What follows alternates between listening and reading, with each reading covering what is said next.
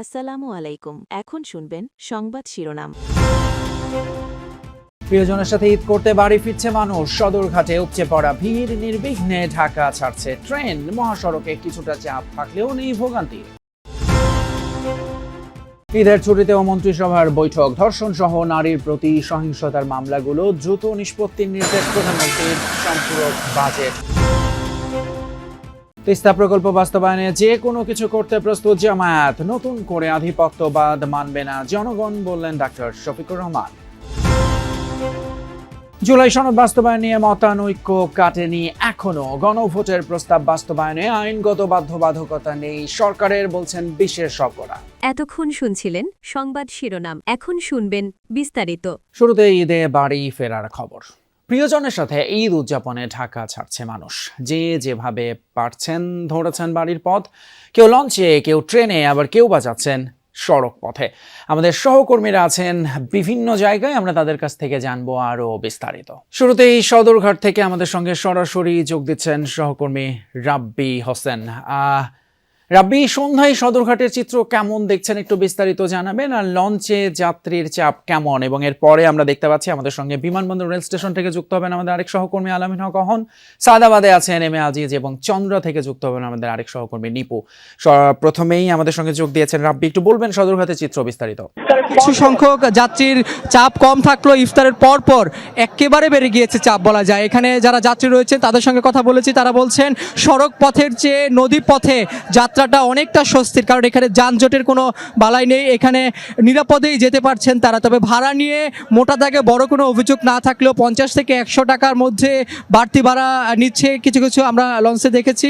তবে যাত্রীরা বলছেন ঈদের সময়টাতে এইটুকু ভাড়া তারা প্রতি বছরই বাড়তি দেন এখানে। তবে যারা লঞ্চ কর্তৃপক্ষ রয়েছেন তারাও বলছেন যে নানা উদ্যোগ তারা নিয়েছেন এই যাতে করে সহজে প্রাণবন্তভাবে যাতে ঈদের এই যাত্রাটা করা যায়, সেই বিষয়েই তারা আসলে কাজ করার চেষ্টা করছেন। বিআইডব্লিউটিএ থেকে শুরু করে এখানে নৌ পরিবহন মন্ত্রণালয় থেকে সবাই এখানে নিরাপত্তার যে বিষয়টি রয়েছে যাত্রীদের, সেটিও জোরদার করা হয়েছে। তবে বলা যায় যে অনেকটা উৎসব আনন্দমুখর পরিবেশে এখানে তাদের যে ঈদের যে যাত্রাটা রয়েছে সেটি তারা করছেন। তবে আমরা বিকেলে যতটুকু এখানে যাত্রী দেখেছি, সন্ধ্যার পরপরই আধা ঘন্টার ব্যবধানে এখানে 3 থেকে 4টি লঞ্চ ছেড়ে গিয়েছে, এবং কিছুক্ষণের মধ্যেই 7:30 বাজে আরও দু একটি লঞ্চ ছেড়ে যাবে, এবং 8টার সময় আরও কিছু লঞ্চ ছেড়ে যাবে। আমরা দেখেছি যে এখানে 10টার পরও আরও কিছু লঞ্চ ছেড়ে দেওয়ার কথা রয়েছে। চাঁদপুরগামী বিশেষ করে ভোলা, বরিশালেও কিছু কিছু লঞ্চ ছেড়ে যাবে। তবে বলা যায় যে 37টি রুটে প্রায় 100-এরও বেশি লঞ্চ চলাচল। ঈদের সরকারি ছুটি শুরু হয়েছে, এর মাঝেই ফাঁকা সচিবালয়ে সকাল 11টায় প্রধানমন্ত্রী তারেক রহমান প্রথমেই বৈঠক করেন রাজধানীর বর্জ্য ও পরিবহন ব্যবস্থাপনা নিয়ে, যেখানে প্রধানমন্ত্রী বুয়েটের বিশেষজ্ঞ ও ঢাকার 2 সিটির প্রশাসককে দেশীয় কৌশল ব্যবহার করার উপর জোর দেন, যাতে এসব কাজে বিদেশ থেকে যন্ত্রপাতি আমদানি করতে না হয়। ফ্যামিলি কার্ড খাল খনন কার্যক্রমের সফল উদ্বোধনের পর কৃষক কার্ড দেওয়ার কার্যক্রম নিয়ে সংশ্লিষ্ট কমিটির সাথে বৈঠক করেছেন প্রধানমন্ত্রী। সিদ্ধান্ত অনুযায়ী আগামী 1 বৈশাখে পরীক্ষামূলকভাবে 22,000 কৃষককে কৃষক কার্ড দেয়া হচ্ছে। টাঙ্গাইল সদর থেকে এই কার্যক্রম উদ্বোধন করবেন প্রধানমন্ত্রী তারেক রহমান। একযোগে 11 উপজেলায় এই কার্ড দেয়া হবে। দুপুর 2টায় নির্ধারিত সময়ে প্রধানমন্ত্রী তারেক রহমানের সভাপতিত্বে মন্ত্রিপরিষদ সভার বৈঠক শুরু হয়। সেখানে অন্তর্বর্তী সরকারের আমলে প্রণীত 2024-25 অর্থবছরের বাজেট সংক্রান্ত 2টি অধ্যাদেশ অনুমোদন দেয়া হয়। বিশ্ব বাণিজ্য সংস্থা সংক্রান্ত একটি চুক্তির অনুমোদনও হয়েছে সভায়। সামাজিক অপরাধ, বিশেষ করে ধর্ষণ ও নারীর প্রতি সহিংসতা নিয়ে আলোচনা হয়েছে বৈঠকে। প্রধানমন্ত্রী এ সংক্রান্ত মামলা দ্রুত নিষ্পত্তির নির্দেশনা দিয়েছেন। মন্ত্রিপরিষদ বৈঠকে জ্বালানি ও আইন শৃঙ্খলা পরিস্থিতি, সেবামূলক কার্যক্রম ও জনভোগান্তি কমাতে অনির্ধারিত আলোচনা। বিরোধী দল যে জনগণের কল্যাণে কাজ করতে পারে সেই উদাহরণ তৈরি করবে জামায়াত, এমন মন্তব্য করেছেন বিরোধী দলীয় নেতা এবং জামায়াতের আমির ডাক্তার শফিকুর রহমান। বলেছেন, দেশের ঘাড়ে আবারও আধিপত্যবাদ চাপিয়ে দেওয়ার চেষ্টা হলে জনগণ তা মানবে না। একটি দেশ বাংলাদেশের জন্য কোনো অবদান না রাখলেও দেশের সার্বভৌমত্ব হুমকিতে ফেলেছিল বলেও মন্তব্য করেন ডাক্তার শফিকুর রহমান।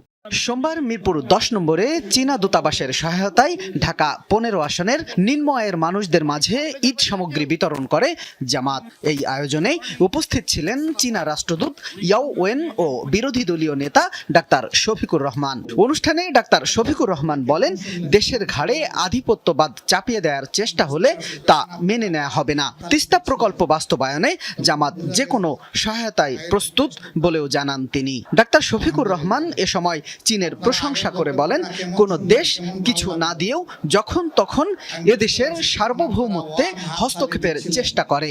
আগামীতেও চীনের সহায়তা অব্যাহত থাকবে বলে প্রত্যাশা ব্যক্ত করেন বিরোধী দলীয় নেতা।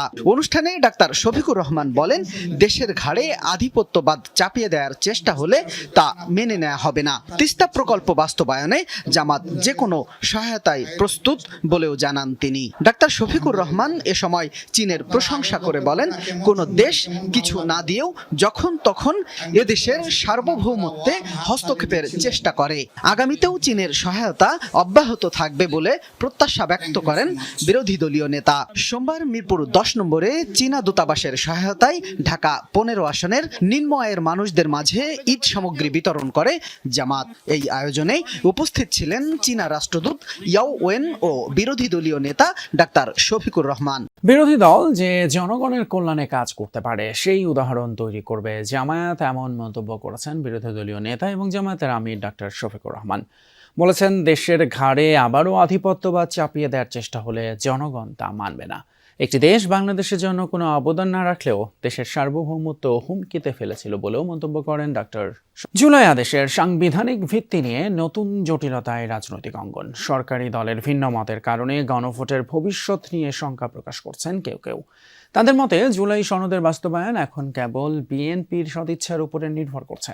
আইনজ্ঞদের মত, গণভোটের প্রস্তাব বাস্তবায়নে আইনগত বাধ্যবাধকতা নেই সরকারের, তবে জনরায় মানতে নৈতিক চাপ রয়েছে। সেই সাথে আছে বিরোধী দলের আন্দোলনের হুমকি। 24-এর গণঅভ্যুত্থানে আওয়ামী লীগ সরকার পতনের পর দাবি ওঠে সংস্কারের, যেন রাষ্ট্র কাঠামোয় স্বৈরতন্ত্র ফিরে না আসে। তখনকার আন্দোলনে অংশ নেয়া সব রাজনৈতিক দলের দীর্ঘ আলোচনায় চূড়ান্ত হয় জুলাই সনদ। জনগণ তাতে মত দেয় গণভোটের মাধ্যমে। জুলাই আদেশ ও গণভোটের 4 প্রশ্নে সম্মতি ছিল না বিএনপির। উচ্চকক্ষে পিআর সহ নোট অব ডিসেন্ট দেওয়ার সিদ্ধান্তে অনড় ছিল দলটি। জুলাই আদেশ অনুযায়ী শপথ কিংবা ফলাফলের 30 দিনের মধ্যে ডাকা হয়নি সংবিধান সংস্কার পরিষদের অধিবেশন। জনগণের রায় সর্বোচ্চ সিদ্ধান্ত ধরা হলেও বাস্তবায়নের বাধ্যবাধকতা নিয়ে ভিন্ন মত আইনজ্ঞদের। কারো মতে, সংবিধানের মৌলিক পরিবর্তনের স্থায়ী রূপ দিতে জনগণের সরাসরি মতামত জরুরি। আবার কারো মতে, সংবিধানে গণভোটের বিধান না থাকায় শক্ত ভিত্তি তৈরি হয়নি।